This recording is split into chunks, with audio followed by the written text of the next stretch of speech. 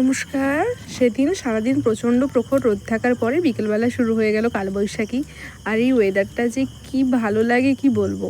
আর শুধু ওয়েদার ভালো লাগলে হবে না, বাড়িতে যদি একটা পেটুক মানুষ থাকে এই ওয়েদারের সাথে কাজটাও বাড়ে।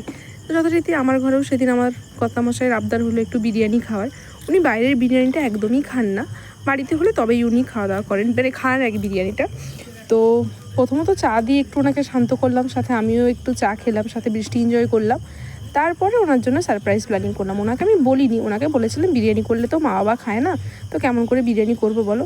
তাই উনি বললেন তাহলে কাজ করো, পোলাও মাংসই করো। কিন্তু মনে মনে বিরিয়ানি খাওয়ার খুবই ইচ্ছে ছিল, সেটা আমি জানতাম। আর অনেকদিন ধরেই বেচারা বলছিল, আমারও সময় হয়নি বলে করে দিতে পারিনি। তাই আমাদের তিনজনের জন্য পোলাও চিকেন কষা বানালেও ওনার জন্য বানিয়ে দিয়েছিলাম বিরিয়ানি, যেটি ওর সারপ্রাইজ ছিল। ও বাড়ি ফিরে এসে দেখে তো জাস্ট অবাক যাবে, ওই জন্য বিরিয়ানি বানিয়েছি, খুব খুশি হয়েছে। আর চিকেনটা তো রেগুলার পিসভাবেই কাটানো ছিল, এবার বিরিয়ানির জন্য পিসটা একটু বড় লাগে, কিন্তু সেটা তো আর বলা হয়নি, তাই জন্য রেগুলার পিসই কাটিয়ে নিয়েছিল আমার শ্বশুরমশাই। তো সেটা দিয়েই বানিয়ে দিলাম বিরিয়ানি, কোনো আর্টিফিশিয়াল কালার না, কিচ্ছু না, কিন্তু খেতে খুবই ভালো। ঠিক কয়েকটা প্রসেস একটু ঠিকঠাক মেনটেন করলে বিরিয়ানি খেতে খুবই ভালো হয়, আর বাড়িতে বানানো খুব ইজি একটা ওয়ে।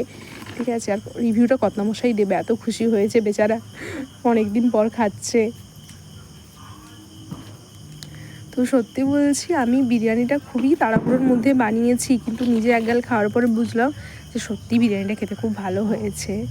তো যদিও আমি খুব একটা বিরিয়ানি খেতে পছন্দ করি না, তাও তো আজকের মধ্যে এটুকুই, টাটা।